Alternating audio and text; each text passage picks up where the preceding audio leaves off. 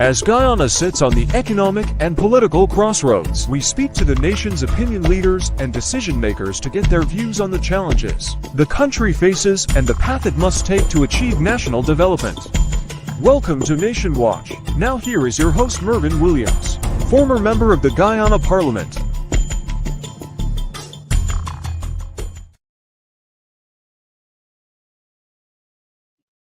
Hello and welcome to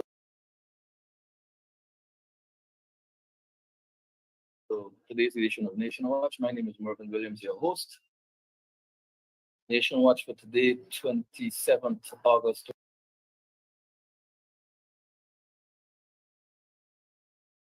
2023, will be a little bit different.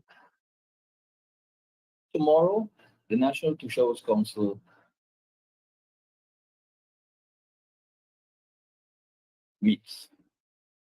The NTC is the elected body of representatives of the indigenous peoples all across Guyana.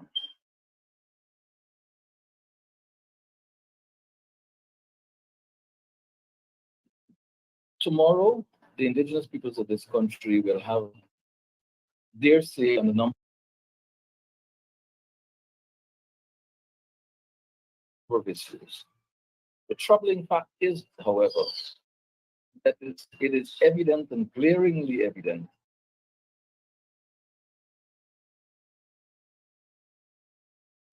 that the indigenous leaders themselves may not have had an opportunity to contribute to the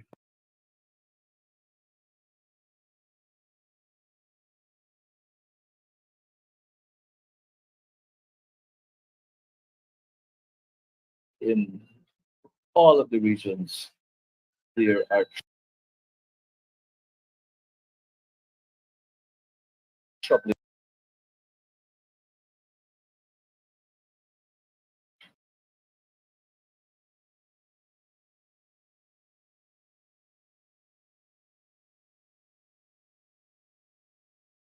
How we can have access to these grants to small business people. And one of the things that were keeping our people from getting access to these funds was NIS compliance. Our people were unable really to bypass that NIS compliance. And now through that same small business bill, $100,000 are given to start small business. So the question is, what happened to the NIS compliance? And we are aware that there's food shortage in Region 9. So the $100,000, some people use that $100,000 to buy ration for their homes. So when you talk about accountability, how do these people now report on how the money is spent? Because it's not a business. It's livelihood now, right? So we would need some answers whenever the topic comes up. I am looking at the theme for the NTC conference. It says advancing sustainable village development in a low carbon economy. Kind of contradicting to me, because here we are in a country awash with oil money, and we have a government that seeks to give out handouts at every turn in indigenous communities, to the extent that people are no longer planting. People have already resigned to relaxing and waiting for money to come, so that there will be food shortages. People not planting cassava anymore. Farine will not be made in the quantities that are customary anymore. And people are going to be waiting for these monies. How, in those circumstances, outside of the discriminatory allocation of money to party hacks and so on, the fact that money is being distributed and people are walking away from the farms, how relevant, therefore, is this theme of advancing sustainable village development in a low carbon economy?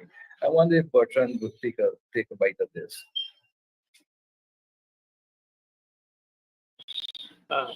Good morning, Bortunalika Surama, Senior Counselor. With on the indeed with the handouts, I with the sustainable livelihood of the people. I mean, it's a great initiative of giving people this money so that they could have. But then again, you're squeezing them in a position that you're not allowing them to execute in the right what they would like to have. You're having them in an area where they you control the kind of control so that when this allocated money is finished, you got to come back to me, right? But for us, from my perspective, is that we should be given the allocated money that was given to us. We should be given the opportunity so that we could go into whatever farming and for food security. Because, as you rightly said, we now become dependent. And that is why we end up having the foreign is thing, and to buy foreign now is a lot of money. The money that was allocated for business, you can't use it because to do the business because you gotta buy ration with it. I know with this, as to show said earlier, with this money from two small business bureaus, my wife had the opportunity to apply, and the amount of things, the compliance you have to go through, you have to do all these things before you could have been certified to get this money. But this say now is just handout, and then you, and just the other day, I've got to understand that they're coming to check on your business that you was given this money for. And as Tushar said, this is the money that was given to them. They don't have anything, so they buy the Russian. Yeah. You know, it was for me, it wasn't explained to the people of the right uses of this money. Or there was no plan behind the distribution in the first Right. place. So that is how we end up right up, because when I got the message of all these handouts, the money that was supposed to be was the day before the meeting. And this wasn't the council or the people's selection. This list come from, I don't know from who, but it came into us. So the next day was they had to go out to let them. So I told the people, well, your name is on the list. Go and hear for yourself what is this all about. So they did went. People did got through with their money. But as rightly said, it wasn't explained to the people properly. So they came back. They know they get money. They don't have ration. They don't buy the ration. So now when the people come to do the evaluation and see how you're doing with your business, there's no business. I've heard there's a cultural shift. You're a traditional man. You have worked in your own indigenous community and well beyond. This thing is causing a cultural shift, if not shock, that seems to me that it's going to be very difficult, if not impossible, to repair. Now, you have a tradition of planting in indigenous communities. You have a tradition of collective cleaning of villages in indigenous community. You have a culture of what my people, the Caribbean people call the kayak, where people come together and mash it, right? So you clear lands for planting. Everybody come to this person's place, clear the land, and everybody goes to the next person, clear, and so on. Now these Pende workers and these handouts are causing what I see as a cultural shift, if not shock. Because no longer are indigenous communities benefiting from collective cleaning of villages, group work to fix the ball field, group work to fix a fence, group work to fix the village office. Everybody now will be sitting and waiting, well, how much you paying? And so that culture is being destroyed. This culture is being destroyed by people who obviously do not understand the culture and who clearly do not care about the harm that they're doing future generations of indigenous peoples. What's your reaction to that? I absolutely agree with that. And I think it would cause a lot more issues that it would exacerbate the issues that were brought up by Kishore Naik and Mr. Bertrand in terms of food security, because people are now earning a little bit of money, and that's all they're doing. They're no longer planted. Like you said, people don't want to go out to do self-help anymore. And it's been encouraged in some parts. Like, why should you do self-help and you're getting money? You should get paid to do this stuff. But I personally feel that's taken away from what we're used to doing, coming together to getting work done. And it um, gives people another excuse to not do very much, right? Because with the part-time jobs, that's all people do. They don't have a farm, they don't plant, they're not finding the time to do it because all their time is taken up with, these jobs that they have to do. I think if it is well planned, we might have some good work from them, but it needs to be vested in the village council, and we find that a lot of these initiatives have not been initiated by the village councils themselves, that they don't have, yes, they're being told, okay, these people come to you, you supervise them, but there was never a real plan as to how it's going to work. How are you going to put somebody to work in an office and they've never had that experience? How could they support somebody and they don't have, the skill to support them when you're calling them support officers?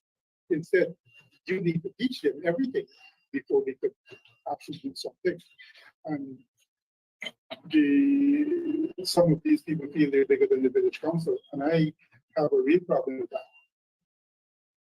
Micah, in your village, we've been getting reports from villages across the country that the expectation with respect to these part-time jobs was always that the village council would identify the persons most in need of employment, most in need of the money that the employment opportunity will avail to them. However, to the contrary, we are hearing that village councils have been given lists, as I were just aborted to.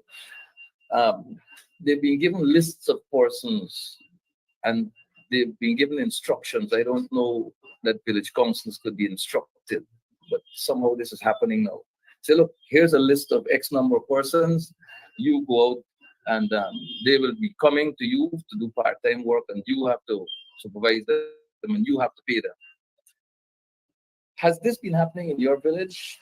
And if it has, are you, as Tushaw of your village, comfortable with such an arrangement, or do you have a preference for the traditional way of the village council determining what should be done in conjunction with the villagers? Yeah. So at the village, we did have came up with an issue because, like you rightly said, there was a list of names that were submitted. It came not from CDOs or DDOs, but some private or other some party member, especially the part-time workers. Those people, some of them until now, those party names that were on the list that supposed to obtain the grant did not upload the grant. However, they to find out how will they access the grant. There was no response until now that there were about 10% who supposed to access the grant from total. And out of that 10, only 3% they access the grant. So the remaining balance of that funds, there is no answer to where that thing only would access. Also, in terms of the village council selected persons to be part of that part-time worker, it was a challenge because first put in place that we know is already benefiting from some sort of income, and people who didn't really need that funds at the time. And when the list came, there it's something you have to work with. And later on, it became an issue in our village generally. So we prefer selecting persons and not names if that opportunity ever surfaces again. And I think that's the way we should go forward. It's the village council who is responsible for the village and not people setting names have already been selected. Even if in our list for grants, some person doesn't get and run names appear not on the top list. But that's very interesting. Dead people on voters list, dead people on lists to receive grants. It becomes a little bit more complex. So these instructions, have you been able to determine where they're coming from? And has the village council had a discussion as to whether it goes the way that the village wants it to go, whether there'll be consequences, or because you're put in a bad position here, tight spot, as we say. Your position here is that the village looks at you as the Tushao. The village looks at the village council as its leadership, which it elected, and they see you as the people who are employing these part-time workers. And so they believe that you, Tushao and village council, are giving work to people who really don't need it, while overlooking these persons who have a dire need.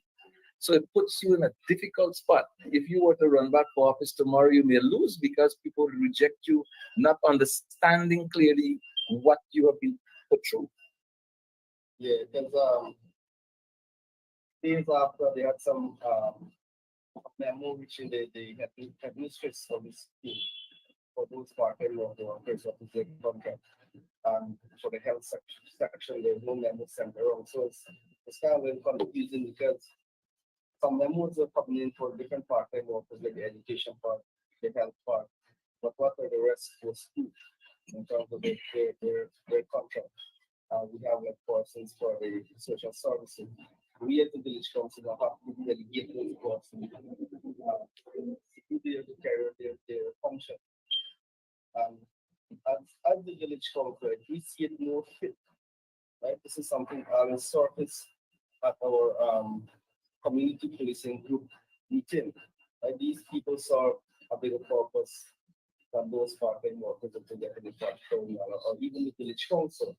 It's voluntary work, carrying out the same duties, and they're from a group of persons who get paid to do the same thing that the village council is supposed to do, or the community policing group, which is doing a great, it's benefiting the village a lot, and it's also voluntary. So that was the issue that actually surfaced at the village general meeting, because how can a part-time workers get paid? And there are these groups out there who started years ago and still up to now cannot get at least a stipend to carry the function, which we see it more fit for them to be operating on a back of for the village council. So that kind of creates like you rightly said, if there's a next storm coming up again, people might be viewing it from a different angle. It appears to me, from where I sit, that these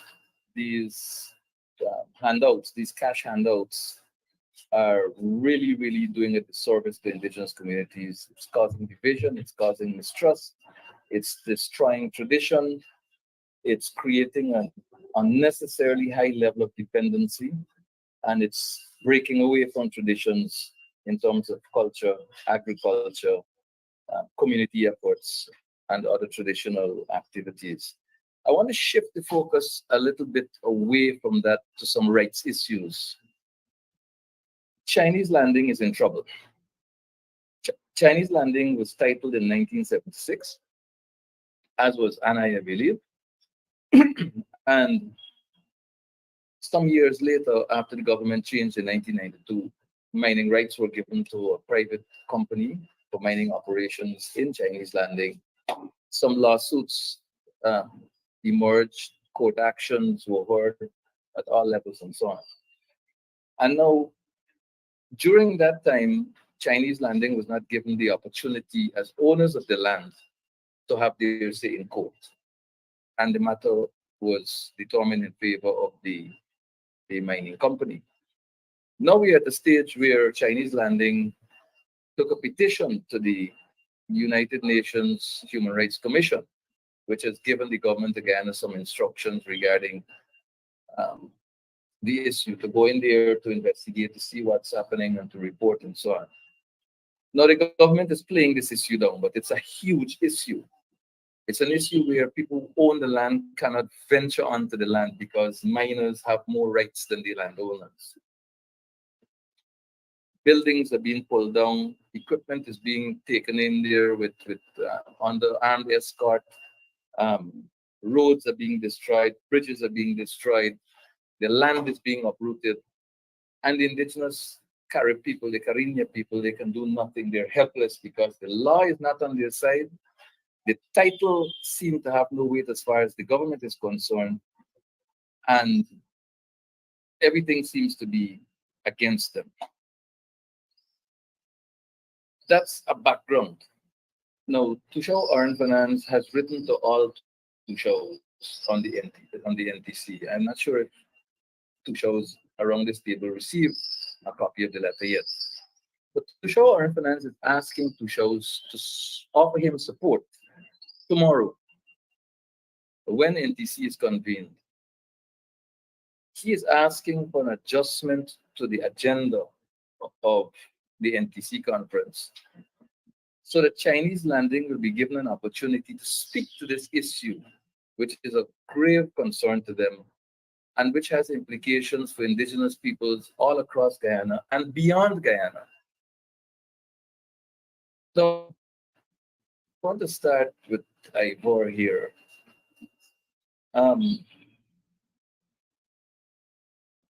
Do you see merit in Tushao Finance's request for inclusion on the agenda? Do you see it as a matter that's urgent enough to be given priority on the agenda as a separate issue from all mining and rights, other mining and rights issues? Or do you think it should just, flow in the normal conversation? But I think it goes back to the development of the agenda in the first place. Like, what are the issues that people really want to talk about? And I know that the NDC probably is drawing up for issues that everybody want to talk about, but I think it's an opportunity for the two shows to really come together to see if this is something that is, could affect everybody. But then I think if it's like that, it's important enough to put it there because something set precedent, right? And I think. So you're too busy to read the Bible. Precedent was set in Chinese land to a very bad precedent that is giving a minor rights over title land, which they seem not to be able to retract, right?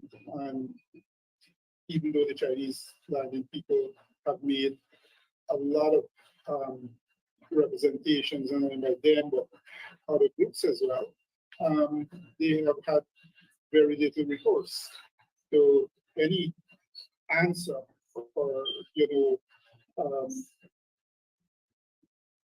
how are we going to move forward with this? And I think we could say the same thing with a place like the Synood, Yes.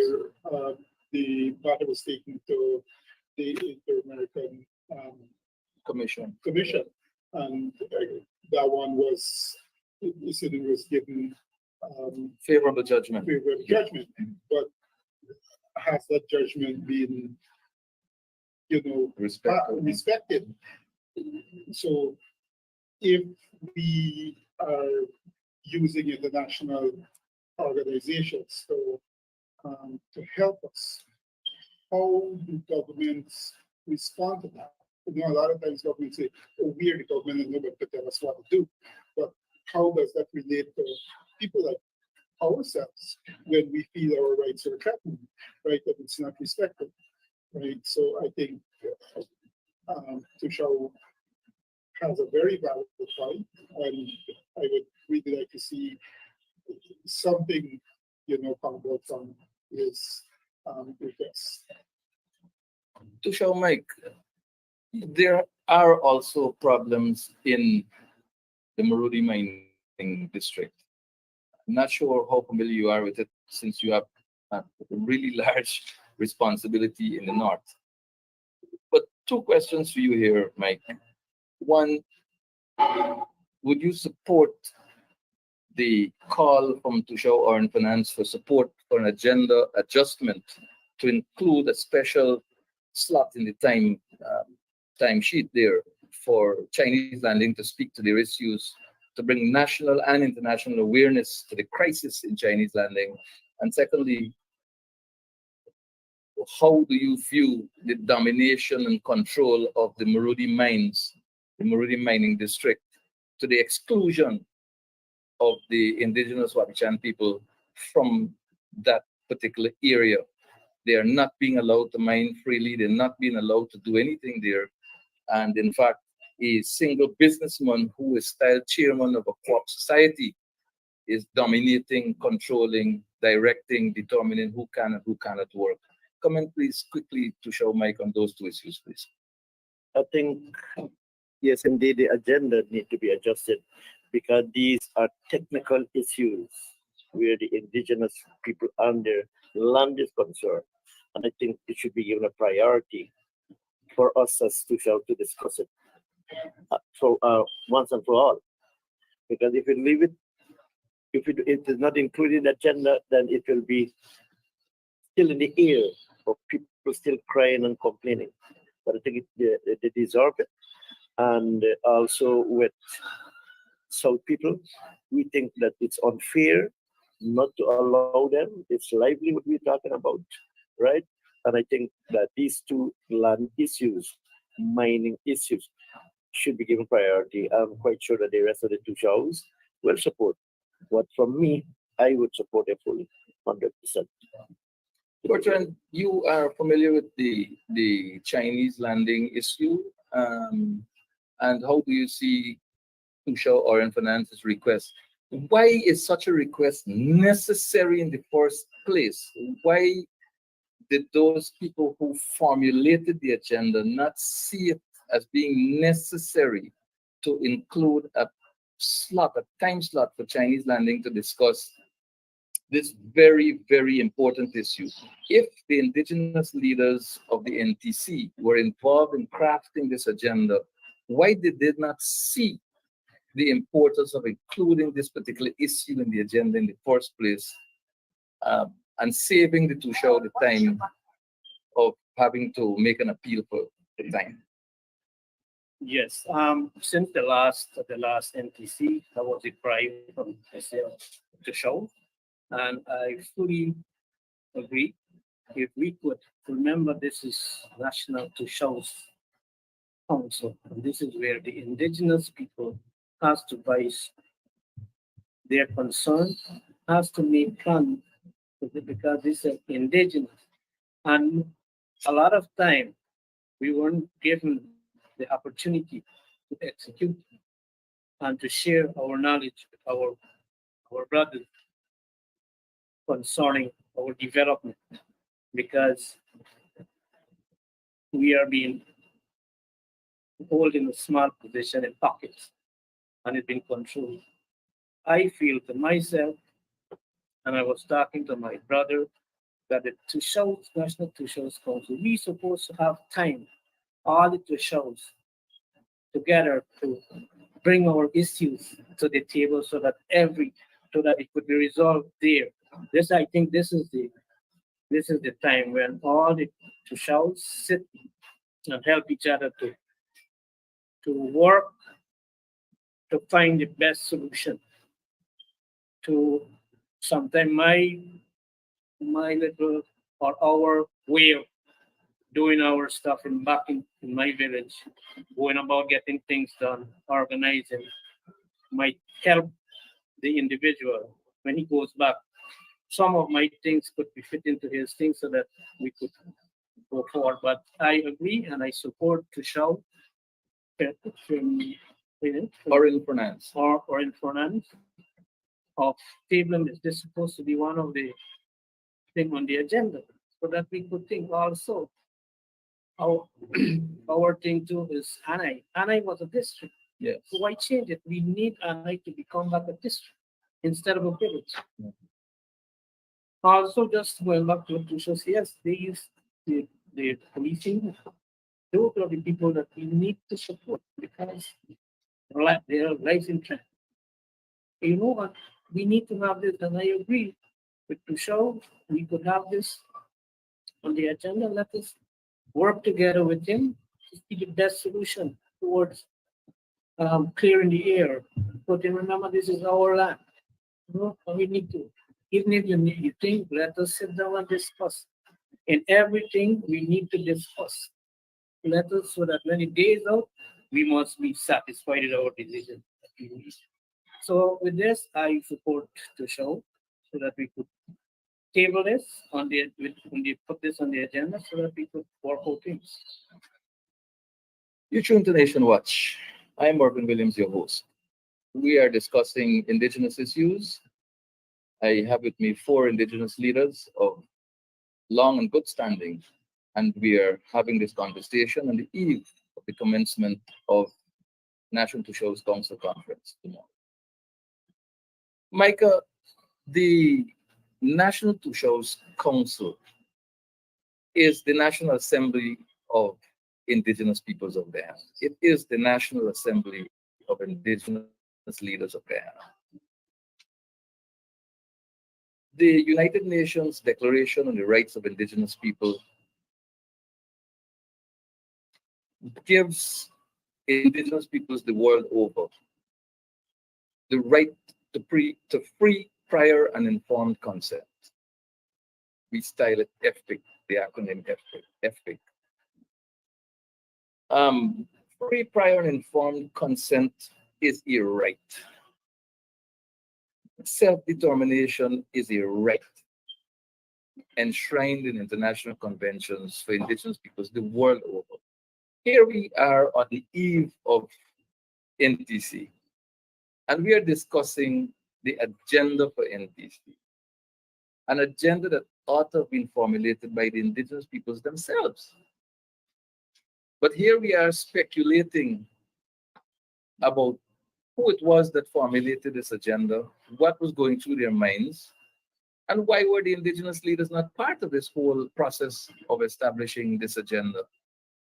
And here it is, the startling revelation that a critical constitutional rights issue, a critical rights issue relating to land, rights relating to basic human rights, the right to live, the right to work, the right to freely enjoy the comforts of your property, all being violated in Chinese landing. And the Tushao of Chinese landing must now come and plead with the formulators of the agenda for space to discuss this issue, which potentially can affect all Indigenous peoples across Guyana, particularly where mining lands exist.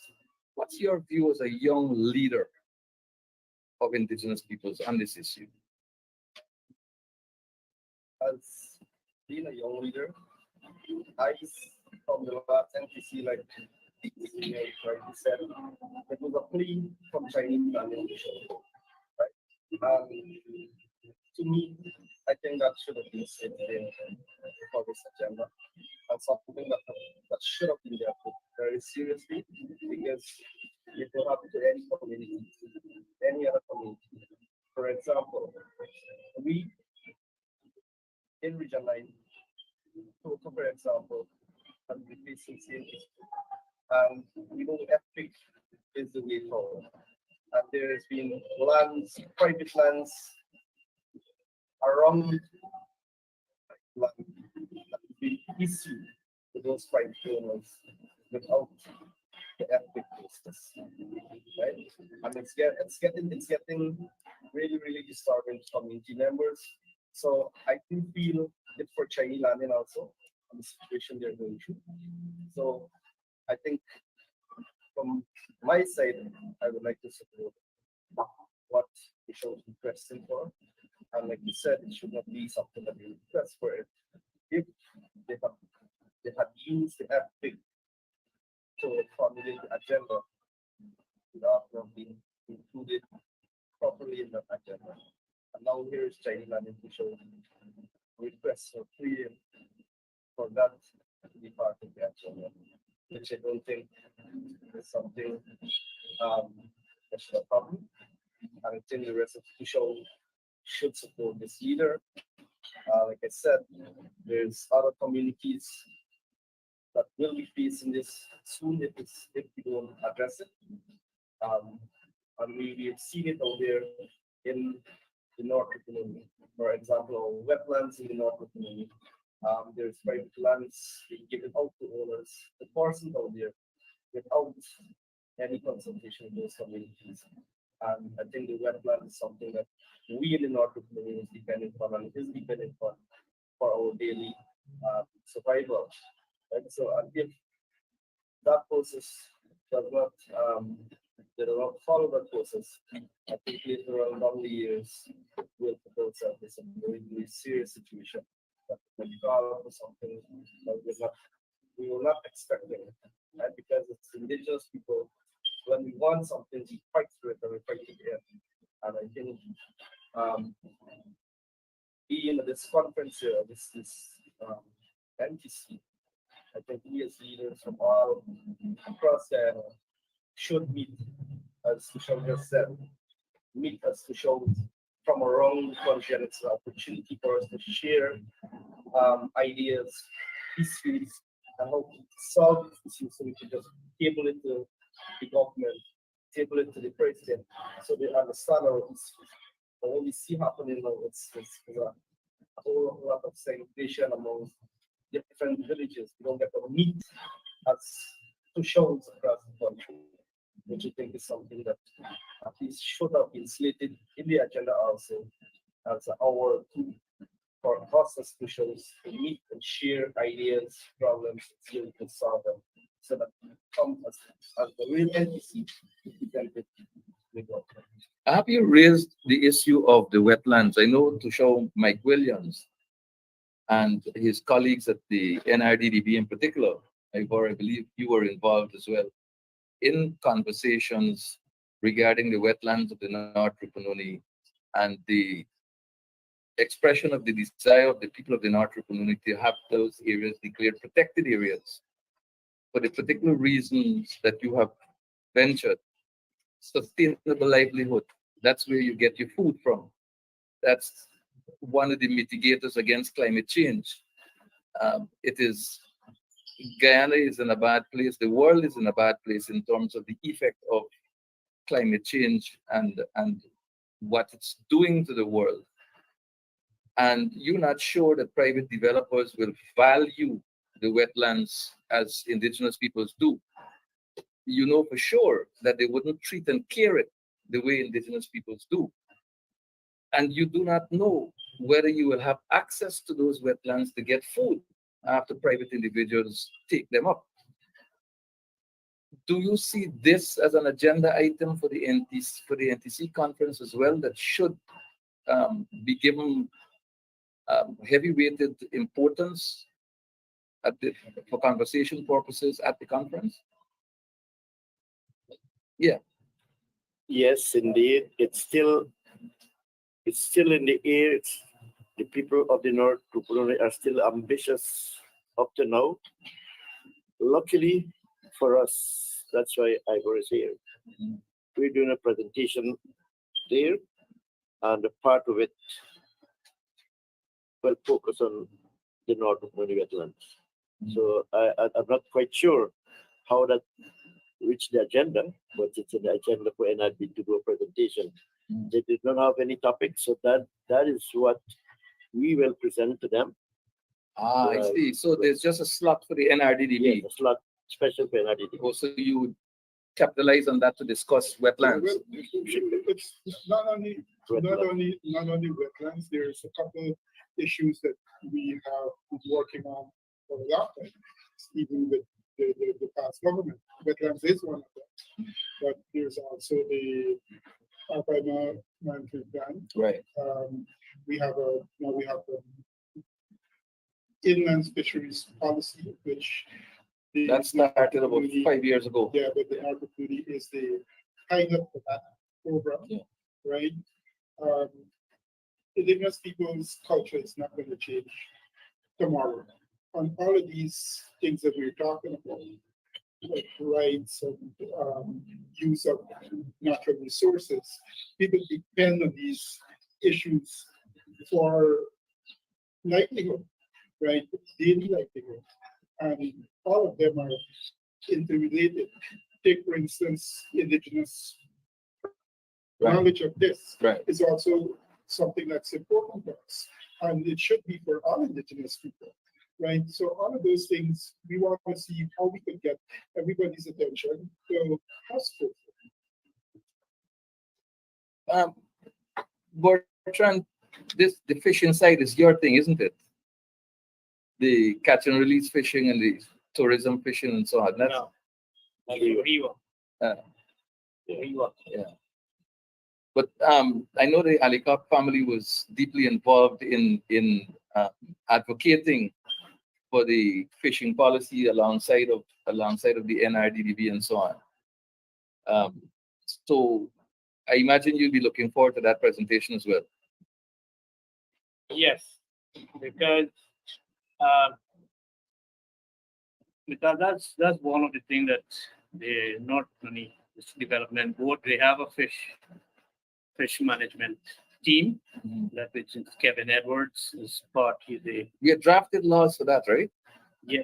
Yeah. So that is what the NRDDB would be presenting. Thursday they would be presenting.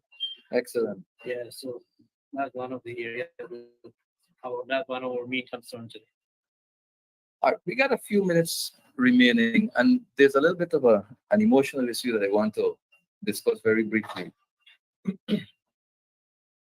The organizers of the NTC have brought the leaders, indigenous leaders, out for Ntc Conference, which spills over into Heritage Month. Obviously, there's a strategy attached to it, which we wouldn't want to discuss at this time. That'll take some time, but it's very interesting. Now, Heritage Month comes shortly after a major tragedy which affected the indigenous community of Guyana. There was a tragedy in the town of Madia where 20 young indigenous peoples died, 19 of them girls. There was a fire. It was reported that the place was heavily grilled and padlocked, and the walls had to be broken for persons to be brought out from that inferno. Heritage Month is usually a month of celebration. I know Mike is emotional about the departure from the traditional and the original establishment principles, the founding principles of Heritage Month celebration and so on. But heritage has departed from the cultural side to the festive side, so to speak. Do you gentlemen see any need whatsoever for a more sober approach to Heritage 2023, where we focus more on introspection, where we focus more on reflection, and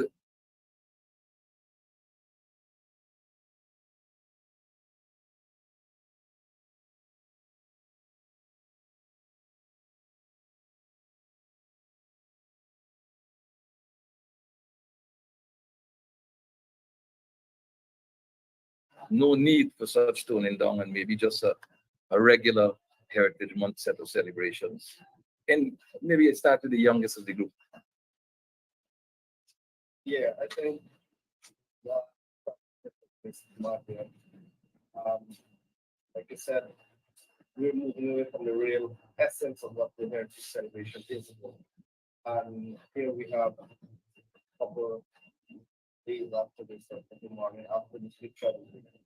I think there should be, a more celebration, memorial, something for the indigenous children and that's gone, right? Because those family we cannot repay them, right? No matter what we do, try differently, you cannot repay them. And there you are with one big celebration, forgetting about the pains that those families are still going through. So probably it should be even in all the different celebrations in a different area, some recognition, memorial recognition to these young children that has passed on in that tragic matter. Bertrand? Yes, that is why we at the NI 5 villages decided not to have the NI district story, but we would have our little village activities, not as much, not very much, but we try to tone it down a little. Because for us, since Ramo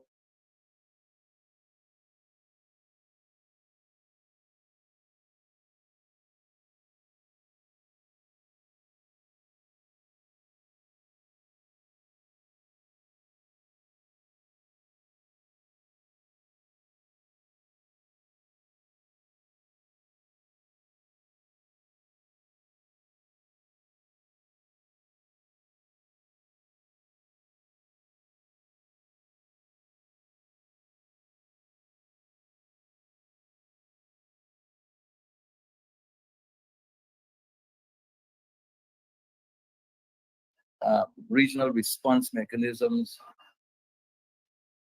care, custody, and contact of our children in a dormitory facility. No one responsible for these areas has been held accountable. No one has been held responsible for that tragedy. If you would be willing to comment on that, and secondly, to give your views on the whole question of how do we observe Heritage 2023. Bertrand has already spoken about the toning down in NI. Maybe your extended views would also be welcome. Okay, with the Maja and Maja especially, I think the system failed us, and nobody wants to accept the system because of the system we had there and then. Right? If there was no grills, if the doors were not padlocked, you would not have had so much death of children. But the system is there, which is very bad, right? Not sure how they're going to deal with it now. Like the other schools that are building, not sure we're going to do it. But we hope that, I'm hoping that somebody can be held accountable. The system, how do we fix the system? And nobody wants to admit the system. The poor child who set the fire is being blamed. Who allegedly set the fire, actually. I don't think any evidence to that effect has emerged quite yet. Yeah, so that's very bad on that part. For Heritage, I was telling a few to Charles, Heritage started in Anai. Heritage was taken from Anai to became regional celebration.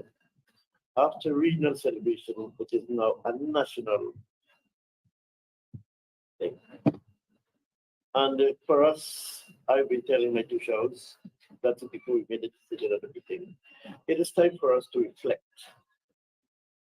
It's about 22 or 23 years Heritage started. What have we gained thus far from this celebration? Was this the vision of the leaders then? What had we wanted to achieve? Have we achieved anything at all? We should sit and reflect. Where did we go wrong? How can we fix the wrong? Where is the direction now? Where are we going to take this heritage celebration? Do we celebrate? To me, it has become a business activity. Regional activities you hardly find. Of course, this year you may not find carving, but you find all those here and this. You find more of that. And And it is going to be worse the same year because people don't have plenty of salary. And I have been saying, I've been toying over this thing by myself. If there were so many wrongs on the direction of the certain celebration, why don't we forget about that? The big celebration nationally and give the indigenous people a national holiday. So we'll have 1 day of celebration instead of 1 month. That's my thinking, right? So that we will only have a day. Maybe we will not have any more regional day, because I am really skeptical about it, and it's hard to mention it over here. That I told my counselors, and it sounded bad as a leader, that this year I would not support heritage celebrations, especially the pageant, because of the allegations of rape to a pageant. Then, if our pageant was rape and all of these things, if it is true that it happened to one of our pageant that year, I don't think the leaders with the right senses could really now celebrate like before. That's my thought on it. Final thoughts from Michael Williams, Mike Williams, Tushaw of Anay. My guests today have been Ivor Marslow of the NRDDB, Michael Williams, Tushaw of Anay, Mr. Bertrand Ali Koch, Senior Councillor of Surama Village, and Micah Davis, Tushaw of Toka. We have been discussing Indigenous issues. Tomorrow is the Ntc Conference. We wish all our Indigenous leaders the very best as they enter that facility to have conversation with each other, to deliberate on matters, to make decisions in the best interest of all Indigenous peoples across Guyana. May they have the strength to do so as independent thinking leaders, representatives of our Indigenous peoples, and not persons influenced by political interests. Gentlemen, I wish you all the very best for the conference starting tomorrow. And I offer my kind regards and compliments to all of our village leaders all across Guyana as you go into your conference tomorrow. This has been today's edition of Nation Watch. We're outside today. My name is Mervyn Williams, your host, wishing you God's greatest blessings. Until we meet again, so long. As Guyana's